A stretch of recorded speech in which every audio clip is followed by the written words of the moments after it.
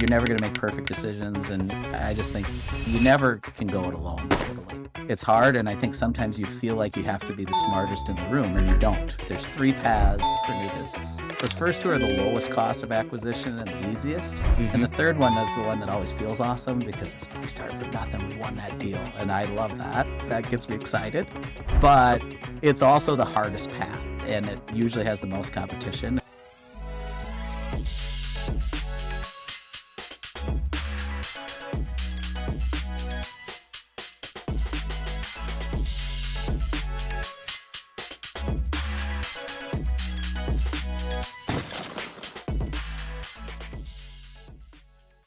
So welcome to Escape the CEO Doom Loop. I'm John Ninkovich, and as always, I'm here with Glen, Dall. We have honest conversations with CEOs, the advisors who work alongside them, and the authors that started them. I'll focus on one question. What does it actually take to lead a growing company without losing your mind in the process? Yeah, thanks, John. Good to see you again. And today we're joined by Troy Schroeder, which, Troy, I didn't know until I listened to your voicemail yesterday. That's not Schroeder, it's actually Schroeder, right?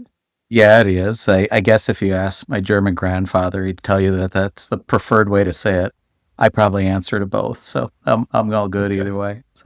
So Troy Schroeder leads Clutch in Minneapolis, a very successful agency that we're going to hear more about. Troy, thank you so much for joining us, and I'd say let's dive into it.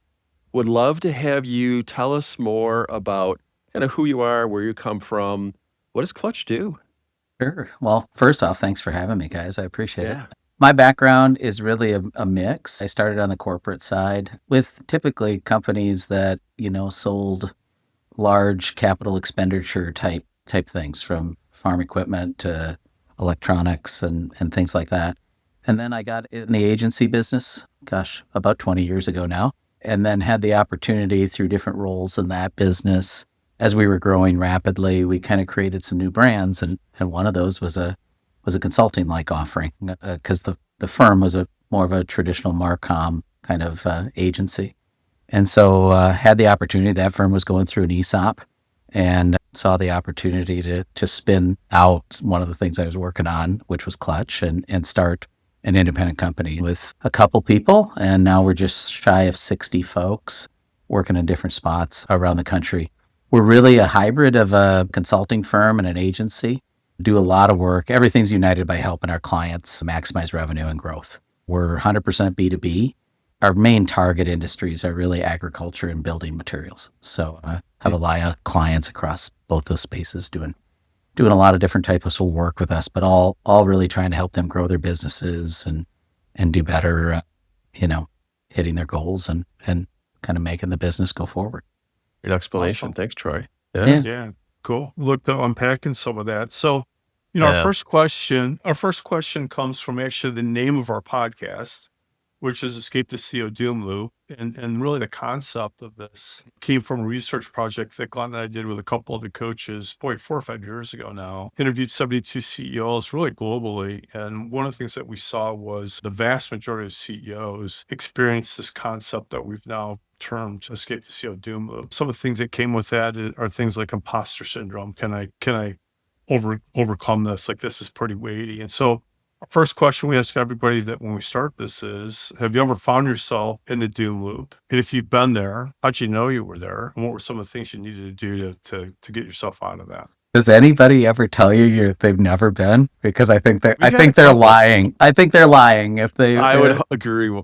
I agree. 100%. We've had a couple though. Honestly, I'm like, really? Well, good for them. I mean, I wish I wish that I could say the same, but no, I think anybody that's been in entrepreneurship, anybody that's felt the responsibility and the risk of owning a business, I think you definitely feel that at some point. For me, it's been interesting because our business has grown so quickly. It'll be 10 years next year. And we've been very fortunate to grow, both on top line and done well profitably, but adding people. And I think some of that is the nature of the professional services business. You can kind of grow in spikes a little bit. But the part that is, I would say, doom loop inducing for me has been, when you're scaling a business, it's a different business every time it grows. Every time you have it's a great thing, right? The business is growing and that's wonderful, but it is almost like, yeah, it's the same business. We're doing a lot of the same things, but it's changing, right? And so I think in those times of turmoil or times of good, like it can come from either, right? It could come from challenges or it can come from good things. When things are changing rapidly, it's very hard not to dive in and feel like, okay, I got to make this thing work. And it's difficult to do that because in our case, at least, you're in that period of transition, right? And so you may not have all the right people to do the things for you. So you feel like you have to do it. And sometimes it's hard to depend on the system. So that's been, I would say times throughout, the growth. I feel very blessed and fortunate that we've had good growth, but it's not without some of that trepidation and doom loop kind of inducing. And you ask kind of like, how do you know when you're in it? I don't know. You don't sleep very much. I can tell you that, you kind of, 100%.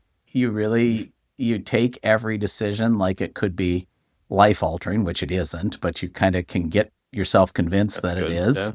And then, you just kind of figure out how to get out of it. And I don't know if there's for me, there's not a direct answer. I mean, for me, I lean on mentors. I lean on other people in a business. And then I try to democratize responsibility. So like I can tell you one for me that's very real. And this is a couple years ago, probably 4 years ago now. I was fully responsible I'm a pretty good salesperson, right? And I don't want to say that I'm the best, but it's what we all have strengths and weaknesses. I'm a reasonably good relationship person and I'm a reasonably good salesperson. I took 100% of the responsibility for the forecast and for achieving revenue. And as we got bigger, and I just bore the weight of all of that to the point where I couldn't. And I just like, oh, that deal's not going to come together. And I just had to kind of make other people make it part of their job too, right? And the thing that I found out, I thought I was doing them a favor by doing that because it was my strength, and I was in pretty much every deal at that stage. It's the early stage of the company, so I had to be, and I felt like I had to be, and really kind of did. But when I kind of let the weight out and let them in behind the scenes and those sort of things, like they all wanted it. They all wanted to be part of that. They all wanted to help me through it, right? And they all kind of, in some ways, felt bad and kicked my butt for not telling them sooner. So I think when you have the right people around you, that's the best way to get through it, and trusting them. You're never going to make perfect decisions. And I just think not going it alone is probably the best way to avoid it spiraling from a loop to kind of going spiraling downhill faster than that. So, yeah. That's such a great example, Troy. And I identify with it because I did the same thing. I actually just wrote a LinkedIn post 2 weeks ago that's like gone off the charts. But I was my firm's best salesperson, but I was really my worst salesperson because I did the same thing when I got, a little like, antsy, like, oh, it's a big deal. We can't lose this one. Like, sure, I'm going to help you out in this one. And what I would do is basically just like push everybody aside and take over. Yeah. And to your point, they knew what they were doing. They were great. I, hired them for a reason. And I was just really diminishing them by trying to push them aside. And so you're dead on. Love that. That's always a hard thing, right? As a leader, I think you often feel like, and I guess maybe I have to almost separate from working on the corporate side, working in, I worked in small corporations, I worked in mid and larger size corporations. I think it is different when it's your own thing and it's a smaller thing and it's scaling, it's really hard to kind of separate from having to actively grab onto it and move it forward. I think what you learn though is like you never can go it alone totally. It's hard, and I think sometimes you feel like you have to be the smartest in the room, and you don't. Like you hire other good people to help you. That's really important. I've been in the same situation. So I think when you're at that growth stage and you're the owner of the company, like there's something about closing deals to be able to make payroll. That's real. Like you got to get in the middle of that, right? Versus trusting your people that they can, they can pull the levers to win the deals that you need to have. So I guess my question for you is, as you had this aha, did you feel like the team felt like business development sales was really kind of yours and you were controlling it, and they felt like uneasy to say, "Hey, let me jump in and own some of this, or let me help you do those things"? I would say I don't think they felt like I was controlling it per se. Because we've always had the line around here, like new business is everybody's business, and we see it as a team sport, right? So we were all pretty active, involved in trying to make deals go. I Mhm. just was bearing a lot more of the weight of kind of the financial aspects of that. If we got deals or didn't Yeah. get deals, what's the forecast with client 3 versus client 1 versus client 7, and those sort of things. So it was a little bit not so much that they thought it was my business and I didn't include them. It was just that I didn't share the responsibility as much, or maybe the anxiousness of it as much. And they kind of said, "Hey, we're part of this thing. We accept that that's part of it too." One thing that pops in my mind is in those moments like you talked about, like, the financial pressure. And when you said that, I saw you with a hat that said owner, with another hat that said CEO, and another hat that said head of sales. Wait, Yeah, how it's a lot of And hats. it's a a lot of lot of hats. hats. And how do you go from, because you said, I know you just started, right? You and a couple other people. So you had to wear those and more hats. How have you over time grown your team to be 60 plus people and the success that you are, the clutch is to, how do you know when it's time to take those hats off and when is the right time to wear which hat? Yeah. That's a great question. I don't know if there's a perfect answer to that. I think you feel it, but it's probably sooner than you think. I think we tend to try to stay in too long in the day to day, and Mhm. um Yeah. yeah, so that's one of those. I don't know. I think you feel it when you feel it. I have felt always. You're glad you were talking about LinkedIn posts. I had one the other day. I said bad hires are more expensive than expensive hires. Okay, and I- 100%. I'm in the 10 times professional more expensive. services business. So in our Yeah. business, in any business, I'm a believer. I'm a people person, but I believe people can create differentiation at a much higher multiple than just products or changes in your services, right? So the Yep. difference, in Yeah. my opinion, Yeah. between like a great person and an average person is like 15x. That's not 100%. Well, research yeah. back, but it's a big difference, right? Yep. And so for me, I was very fortunate to have people who believed that early in my career, and kind of instilled like people can make a huge difference versus the what's that you're doing, right? So like the who's you Yeah. have on your team are huge. And for me, it as we've grown, I've always tried to invest ahead on people, even when it's a bit uncomfortable. And Mhm. almost every time it's paid off way beyond what I had hoped. So Mhm. like they come in, and if you have good people, Yeah. like there's nothing worse than Yeah. hiring good people and then telling them what to do. Right? So like you Yeah. give them paths, you give them accountability, and they want it. And 100%. and so if you can foster that, doesn't mean we're perfect. Like with the pressure, I'm one of these people like, oh yes, I want to foster connectivity and collaboration. And my personality type, validated by every disc and whatever, under pressure, I become a control person, right? Like Uh-huh. when the You chips are high down, I D. want to grab under control Yeah. and make it happen. And Yeah. I think a Yeah. lot of That's us are that way. yeah. But you got to Yep. trust that you got good people. You got to trust that if they are good people, and they've probably demonstrated it over and over, they want to go to battle with you and they want to help you do it. And they Yeah. want to show you how good they can be. And ultimately, I hope we've done this. It's been Yeah. very helpful for us. They feel like they have, they don't maybe have ownership in the company, but they feel like they have ownership in the results. And Yes. that's a big deal. And they benefit from the positive Yeah. results, and we all share in that. Mhm. And I think that's a big benefit. That's great, Troy. We had a guest on recently that's a connection of John's, Pat, Yeah. who owns a successful company, and he told us, I was really impressed, and John, I'll let you follow up on that, but he invested early on in good leadership and in Yeah. culture, and he Yeah. invested ahead of his business growth, and he said it's the best thing he ever did, and he should have invested earlier. I don't know exactly what kind of business he's in, but for us, my only product is the people I have. Yeah. I mean, of course we productize offerings. Of course we have product like things we can buy.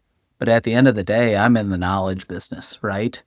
My wife and I, own this business together. We met in the industry. So she was at another agency. So was I. And I'm not disparaging any of our previous employers, but they both grew rapidly. And we both felt, we were inside of that, we both felt like they lost a little of their edge as they did that. And we've been very intentional about being firm with the values we want and how we want to show up, and being very intentional about building culture, and very intentional about the types of people that we think are successful on our team. And it's imperative. And I think it's 100% correlated to the growth we've had. I'm sure. So I'd love to unpack, you made a phrase you said is new business is everybody's business. I love that. Can you walk us through how you have implemented that across the organization? Is that part of other people's accountabilities? Do you have KPIs or metrics around that? Can you kind of walk through with that, what you've done with that to make it a kind of an organizational initiative? Yeah. I mean, for us, like, you kind of have, as a senior leadership team, of course, we all feel the need to generate business, right?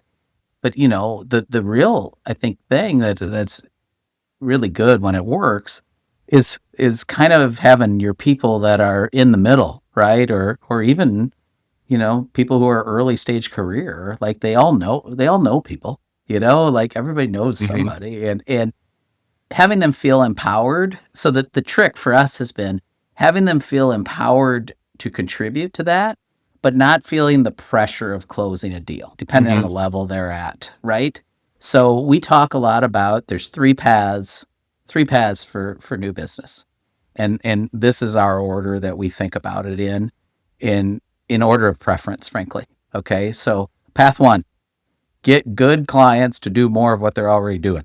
So existing clients growing their business, for us, we have different ways that they can do business with us. And so we hope that maybe we expand from one service with that client to three. Well, our day-to-day people, if they know that they can just wave the flag and get it to somebody on our senior level team that will help take it from there, it's a team sport, right? Well, if they're good at waving the flag, they might hear something in a weekly status meeting that product manager's got a problem. Well, hey, let's surface that. Let's get back. Let's talk to them more about it. We also like clients that are multiple divisions, and that borders probably number one, and then number two is referrals. So we really like referral business, and we try to get referral business inside of corporations. Like, we're working with this division. Will they help us in this other division? Because you find out in corporations pretty quickly that when people are really successful, they want to spread that, and they want other people to use that firm too, because it's almost like an endorsement of they made a good decision, right? So we really talk about referrals a lot as their second path. And then we've kind of taken this idea in referrals of trying to build an ecosystem. So this is our client. Who do they do business that maybe we could do business with? The other thing I felt about referrals, people are very nervous to do that. I used to be too.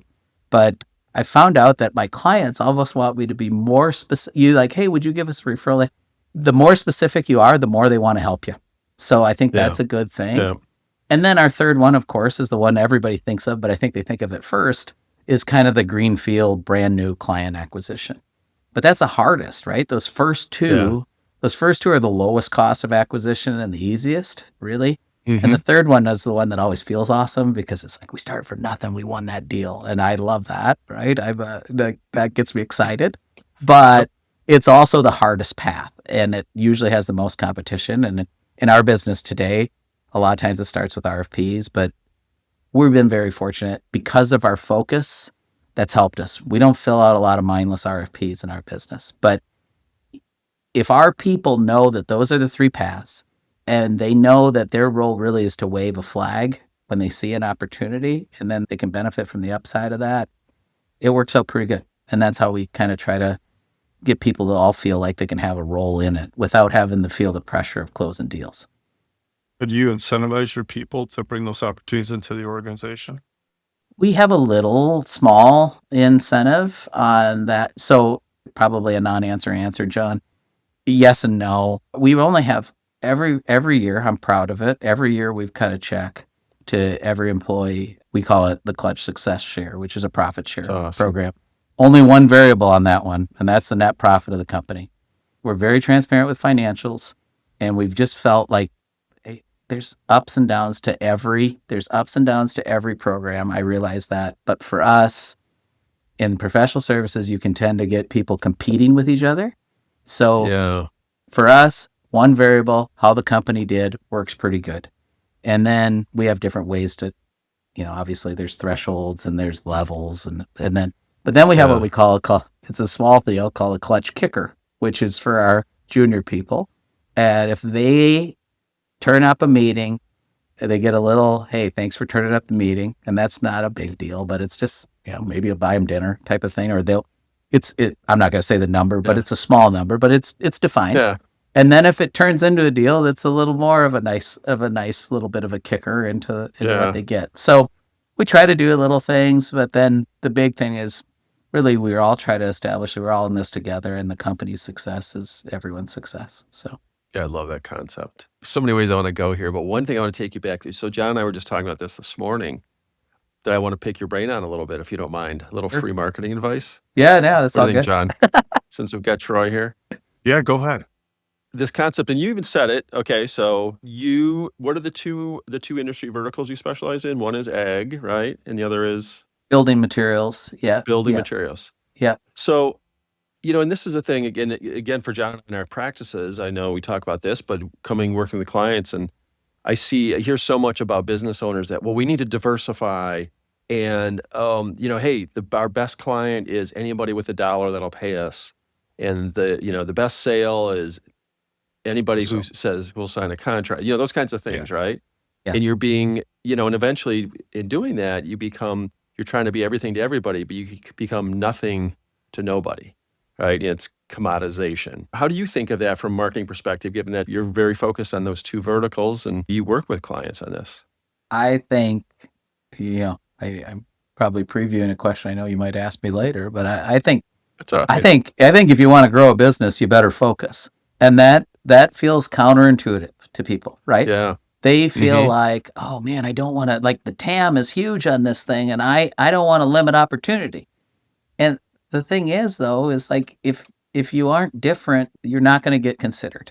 Yep. Or if you don't have some level of this is what we're really good at. I just think in today's day and age, it's hard for anybody to believe that anybody is expert in everything, right? And so we just lean into that focus. I think it makes a lot of sense.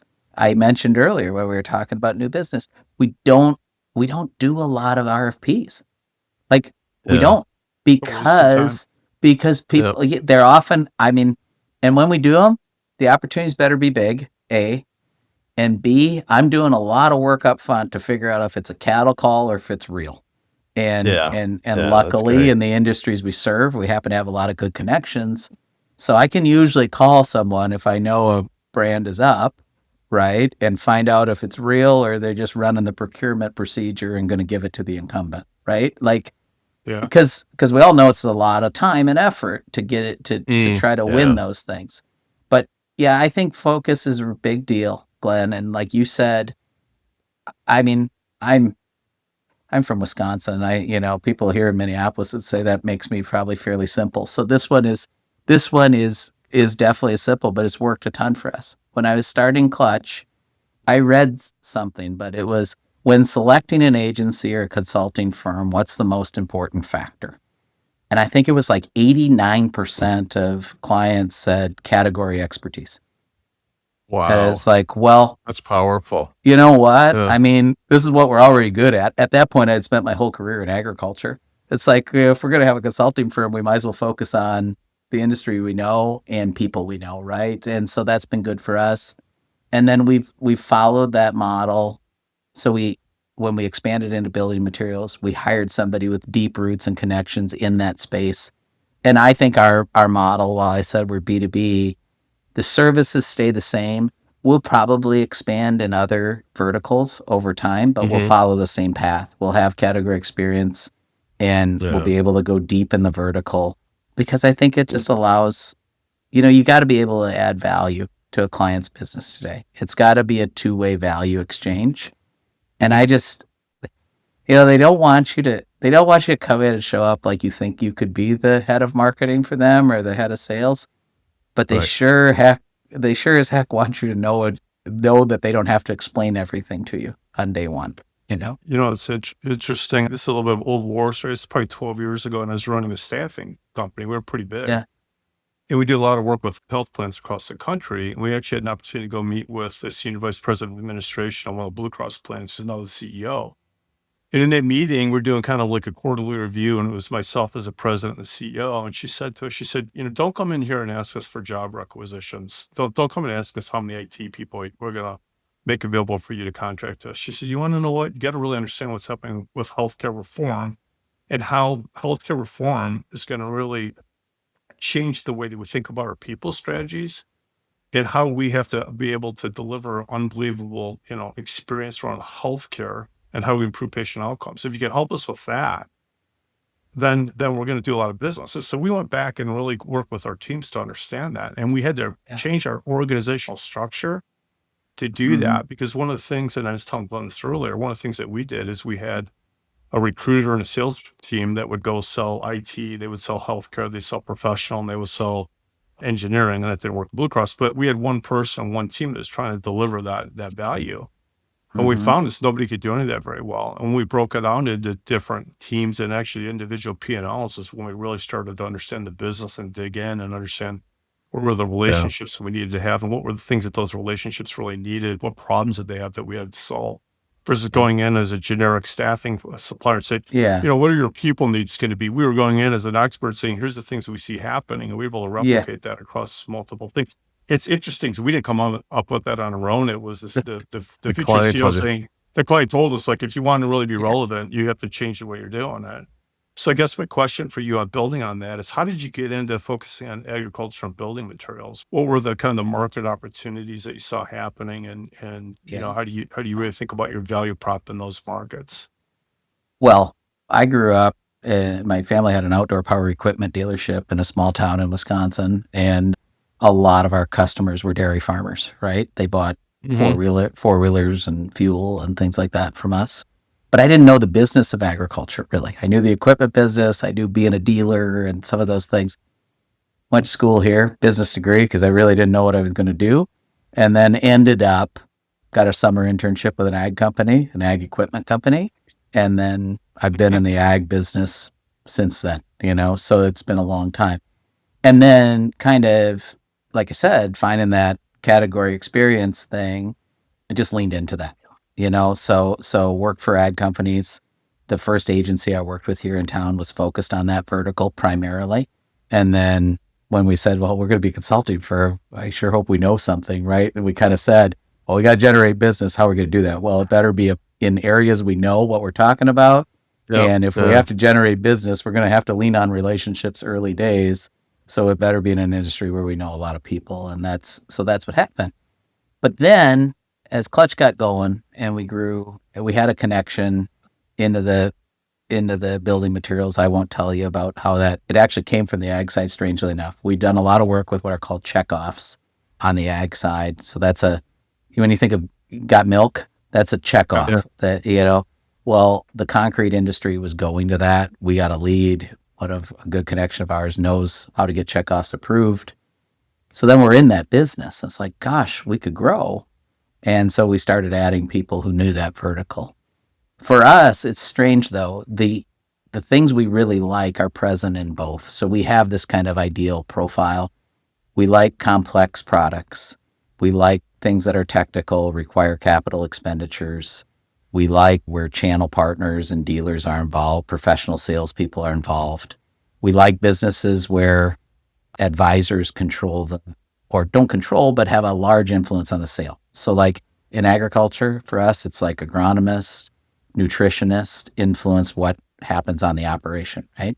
In building materials, architects, engineers, contractors influence what ultimately gets made and done, right? So we like those types of businesses, and we've continued to look for those type of criteria in the verticals we serve. And so it's we do have a criteria of what we think we can be good at in a vertical and try to stay focused into that. So we've thought about other potential verticals as we try to grow the company in time. And we're pretty darn committed as a leadership team that they will have to meet that criteria. Awesome. I love that. Yeah. Well, Herr Schroeder, right. You brought up a term that I don't think a lot of people are familiar with. You and I have talked about this before, so I have a little bit of understanding about it, but let's talk about this check-off concept. Yeah. What does that mean? It's just a type of business model, right? So industries, often commodity-based industries, right?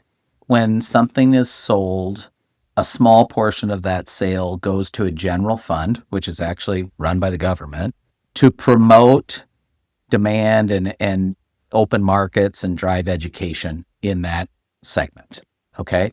So in ag, you see it a lot. Like you see, there's a checkoff for dairy, there's a checkoff for soybeans, there's a checkoff for beef, all that. Those are typically run by the USDA, and it's been most common in agriculture. My wife worked on the soybean checkoff early in her career, so she's got a lot of checkoff experience. One of her mentors, who's now retired, if you were going to start a checkoff in this country and you had 3 phone calls on how to do it, you would call this woman. That was my wife's mentor, right? And so she knew that the concrete industry, who had lost a lot of share to softwood lumber and steel, was going to checkoff. And it worked out that we kind of helped communicate to get the checkoff ratified.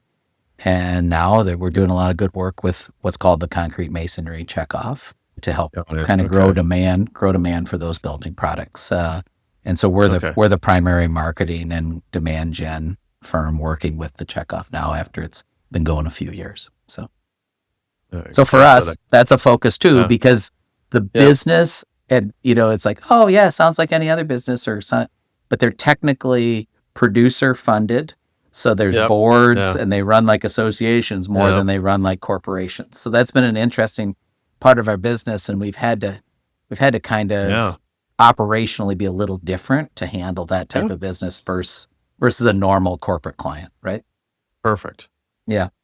Does that play in the building material side at all? Do you see those opportunities there, or is this more around just the agriculture in the U.S.? No, the building materials. So that concrete masonry checkoff was a path into the building materials industry for us. And the difference on the ag side, it's individual farmers that are funding that checkoff, right? On the concrete side, it's producers, but they're all companies, right? And so those companies have actually a couple of them have become clients of ours, which has been great. It's been a great source of growth. So producers, concrete companies, or actually producing concrete, I actually work with a couple of construction companies that actually pour concrete. So is it the supplier or is it the construction company? It's actually the supplier. So the people making the block, because the checkoff is funded by each block that's produced. So yeah.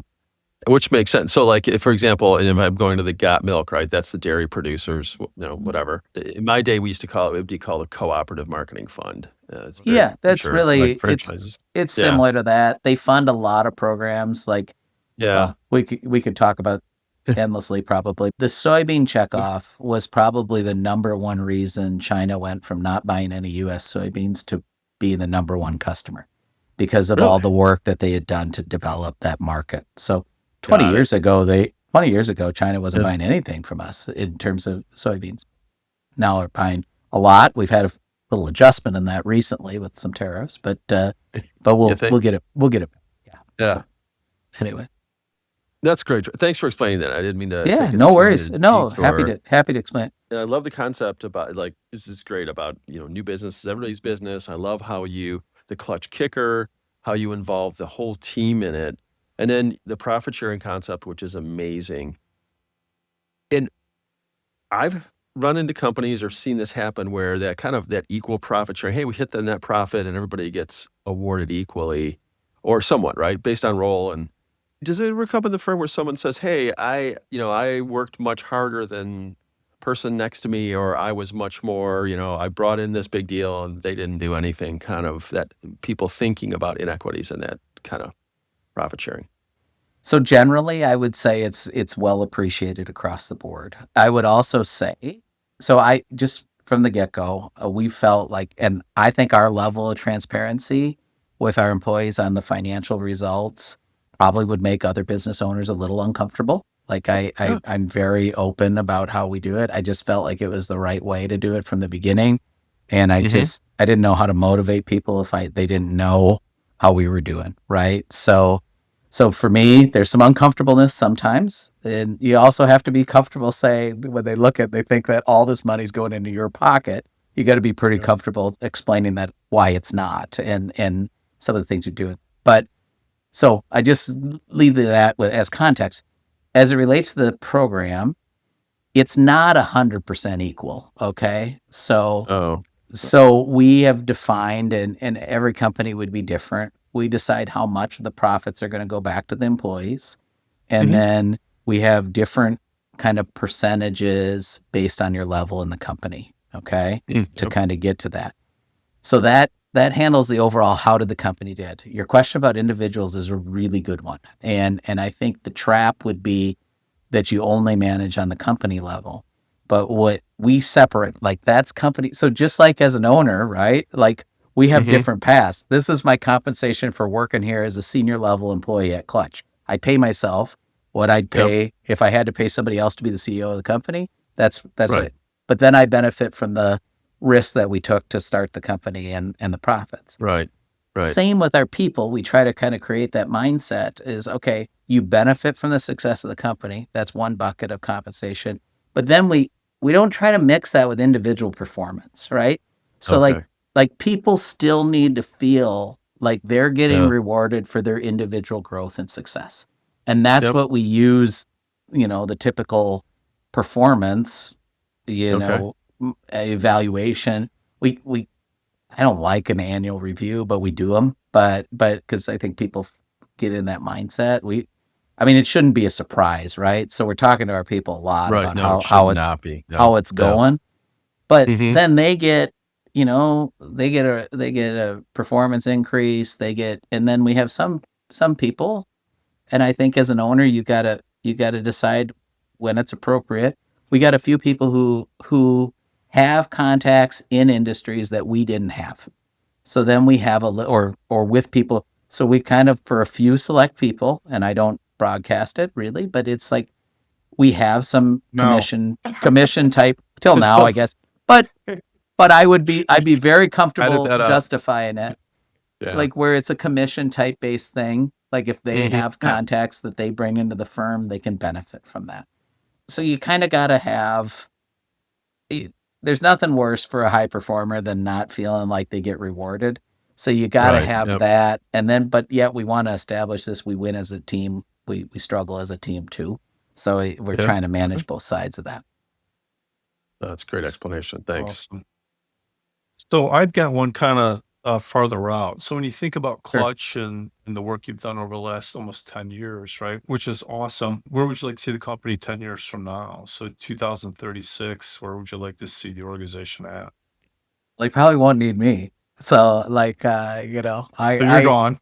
I'm probably Okay. not there anymore. So I hope they're killing it. No, Yeah. I mean, But they will be.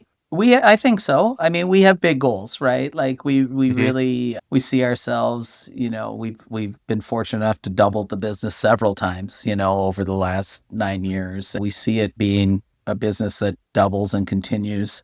I see us, John, we've talked a lot about we have other revenue streams that we have traditional professional services, so those are like fee-based things, right? And advisory, creative services, different services.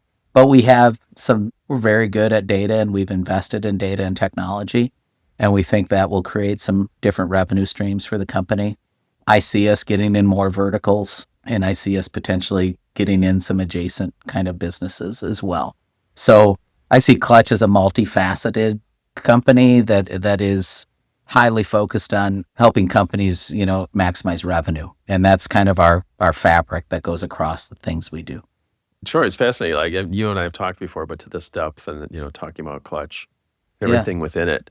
So I'm going to ask a kind of a self-serving question here, and Sure. I don't know if you know John doesn't know too much about this. So we were introduced by John Lenz, Yeah. right? Good friend of both of ours, and thanks, John. So a shout out to John if he's listening for Yeah. introducing us. And then ultimately we came back together when I was forming last spring, when I was forming with Allied Executives, a local peer group organization in Minneapolis, where we're both based. Mhm. And I was forming a group there that was based on the concept of 10x is easier than 2x, the book by Dan Sullivan and Dr. Ben Hardy. And you and I met and talked about it and felt like you would be a great candidate to be in that group. And you are in that group, a great member of that group. Would you mind talking just a little bit about why you decided to join a peer group as a CEO and what you get out of it? Sure. Yeah. Well, it's been a really good group, and I talked with other people, and you do hear, I will say, Glenn, I'm not telling you anything you don't already know. Like, you hear wide variance in what people think of them, and I do think it's a real function of the people that you end up getting paired with and are in your group, Yeah. right? Yeah. So when I saw that there was going to be like-minded people, and then I also saw that, I talked to some people that I know that had said good things about Allied. So I was like, yeah, give this a try. And I'm glad to say it's been great. I mean, it's been really good. Yeah. Good. I think it's a lonely job sometimes what we do, I Yeah. mean, anytime owning a business, we talk about, I can say all I want about democratizing these things, and that at the end of the day, though, you still feel this personal responsibility of making the thing go. And sometimes there's only so many things you feel like you can share with your employees, and you Yeah. For sure. inevitably you're going to bear some additional burden, and you'd like to hope the reward's worth it too. So you willingly do that. But going into these rooms with peers that are they're doing different things in their businesses. And I mean, Glenn, our group, we've got people doing a lot of different things, right? Yeah. Yeah. It's amazing to me how consistent the things are that we're all dealing with in different ways. I mean, Right. we Yeah. all have different businesses, and yes, there's intricacies to the topics, right? Of course. But boy, it's amazing how similar the big issues that you're working on in your business, Yep. people Yep. related things, getting the right leadership team. How do you deal with enterprise clients? How do you deal with a key employee that is maybe going to move or wants, what feels like a great thing? They want a deeper connection to the business, but is that a great thing? And weighing those things out and being able to have open conversations with people who have to sit in the leadership chair and live with the decisions they make, I think is pretty Yeah. helpful. Pretty helpful. Yeah. Thanks for that. I Yeah. appreciate that, Yeah. Troy. Sure. That point you brought up, and John and I, when we wrote the original CEO playbook, one of the lines we put in there, and I can't remember the exact businesses, but like, Troy, you think you're in the marketing services business, and Pete thinks he's in the rubber molding business, and right, we go around the table. Ultimately, every single CEO at that table and every CEO that John and I talk to and work with is in the people business. 100%. It's probably a little more obvious in my business, right? Like, yeah, you're in professional services, and my product is a function of what our people know, right? Yeah. And how they show up and how they do business with their clients. Like, we always talk about, you decide on firms like us under two big headings: what we know and how we show up, right? Like, those are the reasons you select a firm like that. But every business is about people. And if you subscribe at all to what we were talking about earlier, I think it's always interesting when people value businesses. They get real kind of nervous about businesses that are people dependent. And I'm like, well, every business is people dependent, and businesses with really exceptional people outpace the market consistently, right? So 100%. it's like I always find that strange as an objection to either acquiring or being part of a business, right? Because it's like every business is people based. Never seen one that isn't, right? And Absolutely. and I know you want products that are defendable, but I would say that people is your number one kind of sustaining advantage if you can do it right. Well said. For sure. Yeah. Yeah. I couldn't agree more. Easy to say and hard to do. Well, it doesn't mean that I have days where I say, God, this would be a lot easier if this business didn't have any people in, you know? But we're all human, and We all have our days, me included. Wouldn't be as much fun either. Well, I'm sure there's days when people are like, gosh, I really don't want to deal with Troy today. And that's okay. It's okay. Hopefully it's not a everyday kind of feeling. But. All right. Funny, I grew up in family businesses, and I remember my dad, this is, I don't know, 10 or 12 years ago, and we owned another business together. He's like, you know what, when we sell this one, he said, the next business we have, let's just not have any employees. Like, I can't take the ups and downs of the employees, like showing up, not showing up, fighting, not getting paid enough, all that stuff. He said, let's just get rid of that. I'm like, Dad, I think that's our opportunity. Like, if we get really good about like getting the right people, leading them appropriately and setting them properly, I think we can be better than everybody else. I think that's what you're saying, Troy. He's like, oh no, they're killing me. I can't take it. It's the people in our business, and I say this not in taking it in all seriousness, is the most rewarding and most challenging part of our job. But I'm lucky because I believe we have a great team, and it's far more rewarding than it is challenging. And I don't know, it's kind of like in a weird sort of way, I guess, as a parent, like you want your children to do better. And I don't think of employees like children, right? But like the analogy is real. Like seeing an employee come to your firm or your business, watching them grow, watching them do great things is in many ways more rewarding than doing it yourself. And if you create that, and you can create that on multiple fronts, the business becomes much more sustainable, and probably one of the best ways to avoid the doom loop that you all talk, right? So 100%, Troy. That's exactly the concept of the CEO doom loop. John and I interviewed this author, Barry Conchie, recently, and Barry had a lot of great quotes. One of his was, the question for a CEO, you left the job, why are you still doing it? For the CEOs who dive back into sales, operations, finance. Yeah. I think for me, some days, like it's a little harder some days, I would say for me, and not for everybody, I suppose, but like the dynamic is as we grow, right? Like, or when you're starting a business and you're growing, you fundamentally don't have the resources to hire every position, right? That's right. So, so as an entrepreneur, you kind of have to be a generalist, and you have to kind of be able to do a lot of different things. So maybe it's cruel, I don't know. We talk a lot around our business, like, and my team will hear me say it, they probably roll their eyes when I say it now. The best thing and the worst thing is the same thing. Well, I think for entrepreneurs, as you grow in a business, the best thing you had going for you early days is you have to be a generalist. You have to be willing to do things that are 10 years down the road, and things that you thought you were doing 10 years ago, right? Like that you thought you were done with. You have to willingly do both if you're going to grow a business at the start. So that becomes your superpower, right? To get the thing going and growing. But then it becomes the worst thing, and it becomes the thing that can cause you to stifle growth, because you still feel like you got to do everything. And you don't, because now you have the resources. Now you're able to bring specialists and experts to bear, and now, kind of help them get out of their way too. I love that. I mean, I'm a huge, and Glen knows this, I talk about sports all the time.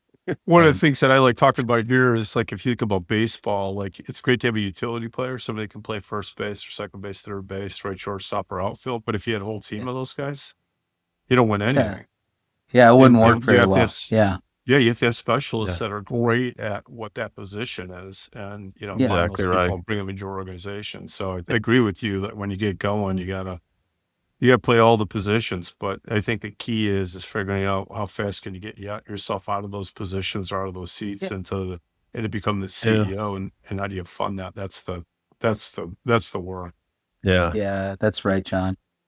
Yeah, it's kind of like that analogy, Larry. We talked before about having those hats, and it's envisioning, like, okay, you take off a hat, maybe it's finance, right? And you hire a really good finance person, you give them the hat, but then imagine you're sitting there in the meeting, and in front of all their peers, you reach over and snatch that hat off and put it firmly on your head. Yeah. Like, how does that person feel, and what's the messaging? But yet, it's challenging. And Troy, you're exactly right. The greatest strength of an entrepreneurial company early on becomes its biggest weakness as it scales. You got to be careful. Yeah, you got to be careful that it doesn't. Yeah. That's right. That's right. The work that John and I do, we see that because a lot of times we're brought in with companies that are stuck at a certain level. Sometimes it's like 12 million. Sometimes it's like 30 million, 50, 100, right, John? There's these levels where companies like grow and then they hit these plateaus. And it really is. It's about the leadership. And sometimes the CEO will bring us in and say, hey, I need help with my team. I want you to come in and, coach us, get a strategic plan. And a lot of times we got to come back around and say, hey, I figured out what the biggest problem in the room is, and it's you.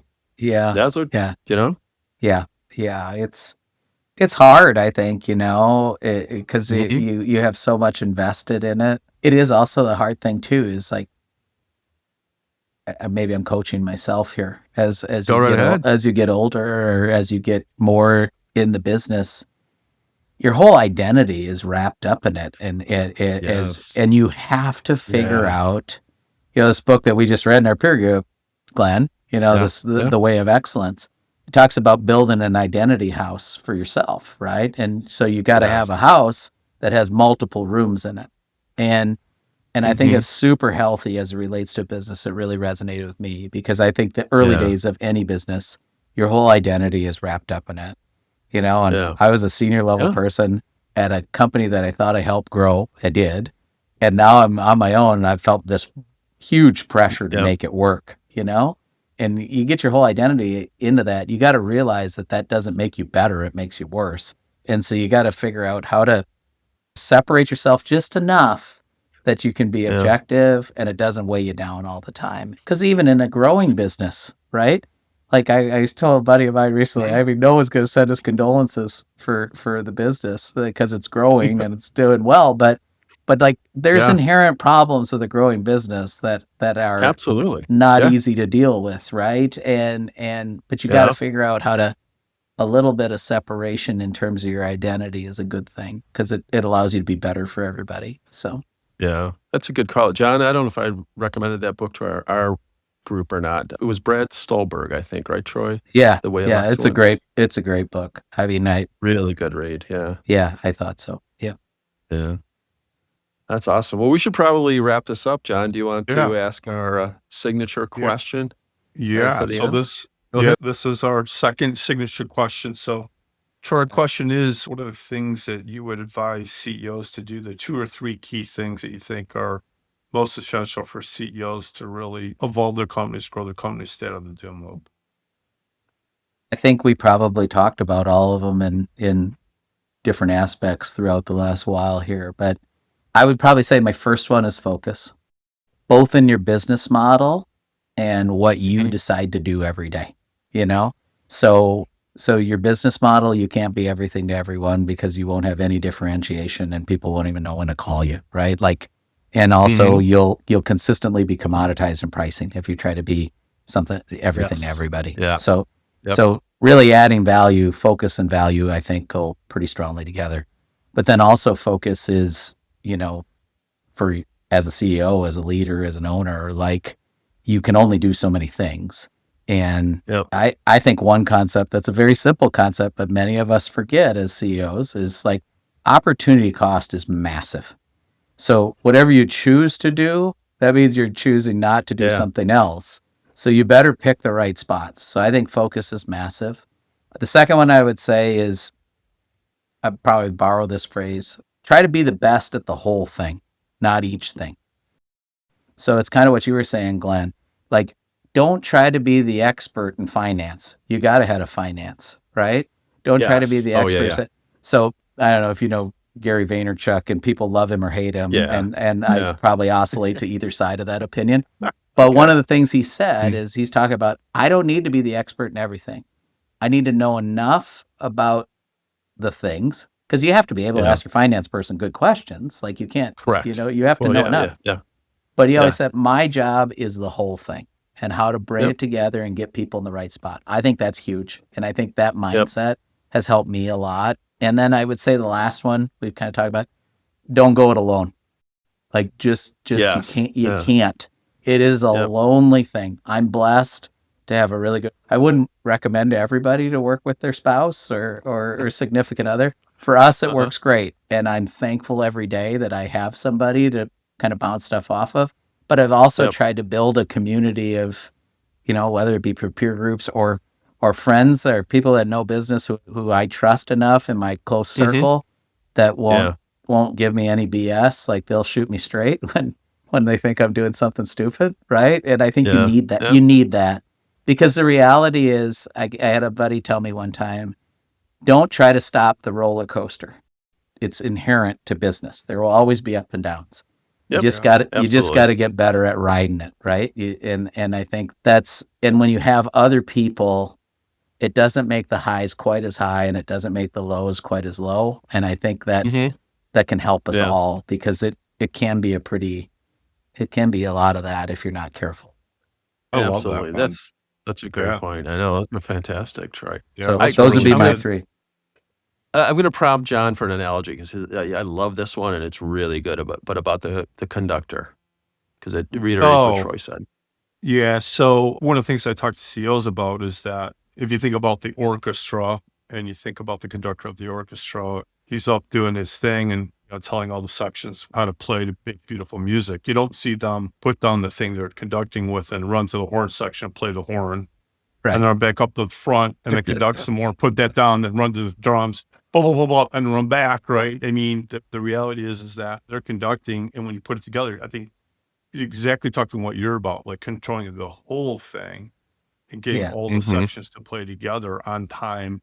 That's to make beautiful music. And I think that's ultimately what being a great CEO is about, is being able to be a great conductor and understand what great music looks like out of each of those sections.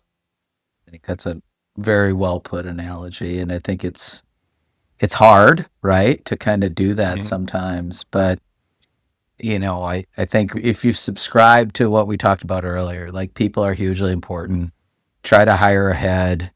I had somebody tell me earlier in my career, like when you see somebody who's really, really good, you just find a way to get them on the team. Just find a way. It might not feel like it's the right time, but if you truly believe that they're the right person to help you grow, like find a way. And that's been really, really good advice. But when you're able to find those types of people, the reason that got you excited and you wanted to find a way was because of how talented you thought they were and what they could do, right, to help the business grow. Well, then you gotta let them do it. You gotta let them do it, and they want to help you. They wouldn't have come if they didn't, right? They wouldn't have joined the company if they didn't think there was something there that got them excited, or they didn't think you were somebody to believe in and want to help you grow it. Like they wouldn't have showed up. So then you gotta let them. You gotta let them help you, right? Yeah. Well, and I would even take the next step, Troy, is like as a leader, you need to coach them to help multiply that. You need to let them, how can you as their leader help them flourish? Jim Collins, I love it. He talks about the concept, I've ever heard this, about the mirror and the window. Yeah. And he said, if you're the CEO, when things go wrong, you need to look in the mirror. When things go well, you need to look out the window at your team and give them, and basically saying, right, the praise goes to them. But if things go, hit the fan, it's all on you because, and I tell my CEOs, I work at this all the time, like, look, if you're the head of the company, and there's a problem, you're either causing it or you're tolerating it. Yeah, that's fair. The two. I think it's very fair to say that the CEO is like, you should be the first one to be willing to accept blame and the last one to accept credit, right? That's the price of leadership. And you have to embrace that. And frankly, it's pretty rewarding when you do, I think. It's better most days than it isn't. So, yeah. Absolutely. That's team sport. Yeah. This has been great. Really appreciate it. I really appreciate your candor. John and I have a lot of these conversations, and we always strive to have a real conversation. We always just say it's just like the three of us sitting here over a beer. Yeah. And I think this has been one of those I could talk for another couple hours. But we got to let you go, get back to your real job, your day job. But to everyone listening, today's conversation hit home to you. Anything in there? And I'm sure, CEO, I know a lot of stuff did. And if it didn't, you're lying to yourself. It's no coincidence, right? Yeah, there you go. Troy said that earlier, and I totally agree with that. Would encourage you to listen to some more of our podcast episodes.